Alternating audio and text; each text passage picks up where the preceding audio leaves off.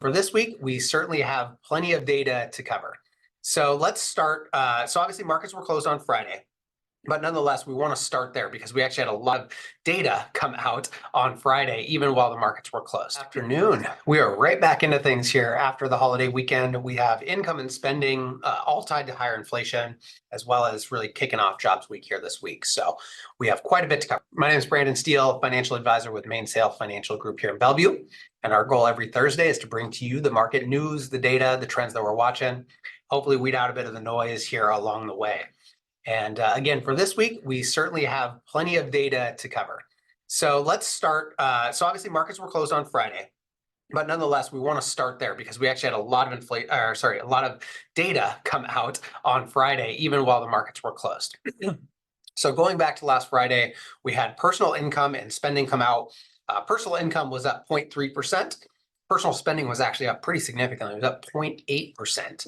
So certainly seeing some of the pressures, I guess, on inflation in terms of income and spending kind of continue.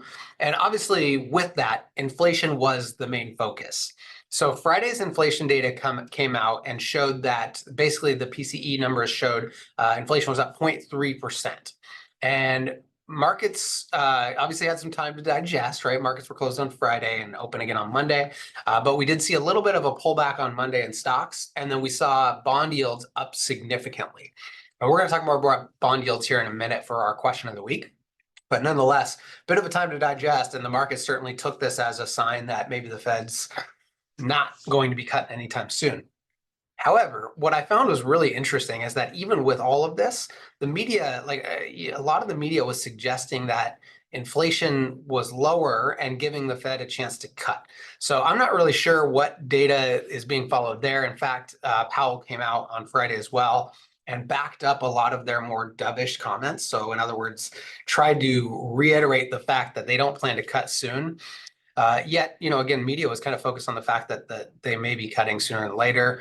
But even, the year over year numbers for inflation, the headline number actually came a little bit higher than it was last month. So clearly inflation still has some challenges, and the income and spending certainly can add fuel to that fire as well. But tune in next week, we have CPI data as well. So we'll see where that kind of falls out. But nonetheless, certainly seeing, that continued pressure on inflation. And as a result, markets kind of evaluating what the Fed may do here to come.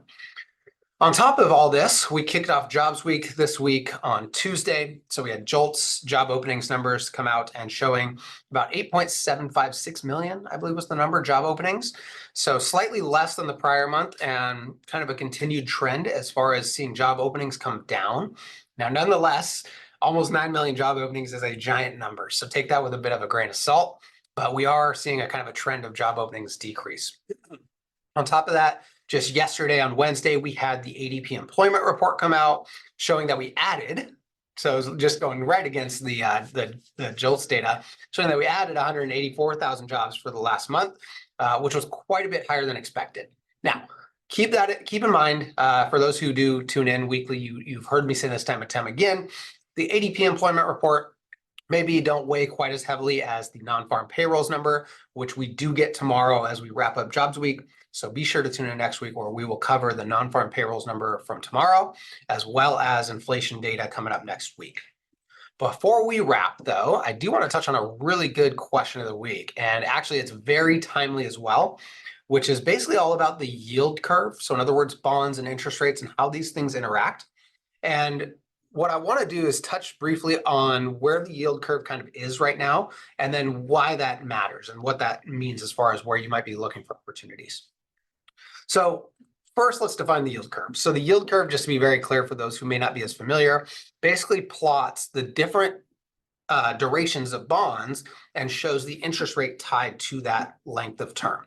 So you can have, from a 1-month bond all the way to a 30-year bond. And what the yield curve shows is what the rate, the interest you would receive if you bought those bonds, what that interest rate is at the time. So you hear a lot about this yield curve being inverted. And what that really means is that shorter term rates, so maybe a month or a 3-month bond, pays you more than it does to buy a 30-year bond. And the reason that's so backwards is because obviously if you're loaning somebody money for a month, typically you may not get as high of a rate as opposed to if you're loaning somebody money for 30 years. So that's why this inverted yield curve becomes so important. And that's really what I wanted to highlight today, because what we are looking at right now is basically a situation where, it's been the case for a long time, but nonetheless, even with all the Fed talk, all the interest rate movements, we still are in a situation where that yield curve is inverted. And in fact, if you look at a 1 month or a 3 month type of treasury bond, you typically are going to get over 5% for that type of holding. Whereas if you go all the way out to the far end of the curve, and let's say you look at a 30-year treasury bond, you're well under 5%. In fact, below, closer to 4. So it's a weird kind of relationship that we're experiencing. But what it means basically is it's an anticipation from the market of where interest rates might go. And so that's what kind of creates this challenge. And the reason I wanted to highlight it is to also share where you might be looking for opportunities, because again, for those who do listen, you probably are aware of this from 2022, but the way that interest rates and bond prices work are inverted. So in other words, if we have interest rates decreasing like they were in 2022, what actually happens is your bond prices go up. And the longer the bond, generally speaking, the more that swing might be. So a 30-year bond versus a 1 month bond are going to be entirely different in terms of the actual fluctuation in price that you could buy or sell that bond for, right? Based on, again, interest rates moving. Now, where interest rates are potentially where they are, although they have fluctuated a lot, and this week we've seen them pick back up to near all-time highs again. Nonetheless, if rates do come down, the opposite works, where bond prices can actually go up. And again, the longer the term bond, generally speaking, the more appreciation you might expect, or let's say the bigger swings you might expect. So the reason this is so important is because if you are getting paid less to own a longer term bond, the question is, well, is it worth the trade-off in hopes that I might get some appreciation? And again, I want to highlight that, there certainly could be some interest in that in terms of speculation for where interest rates might go. But it is important right now to still have some short-term bonds, because the reality is they're paying much more for much less risk. And obviously that's kind of the name of the game. Now, again, you're not going to get the price appreciation. So I think if you have bonds in your portfolio, you still want to be diversified and maybe kind of look at almost to some degree a barbell strategy there.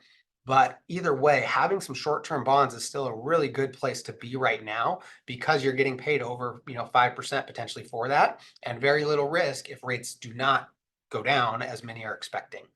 So again, the focus lately has been, to increase that, and it's still relevant, but just be cautious of going all in that. When we talk about that here at Mainsail, it's more going from a stance prior where it was very short term to maybe adding some, whereas some bond portfolios may have a ton in that category, and you may be missing out on some opportunity there. So really good question of the week, really timely given what happened this week as far as interest rates go. And of course, if you have any questions, let us know in the comments, and we will be sure to try and cover them in our weekly updates moving forward. Have a great weekend. We'll see you next Thursday at 3.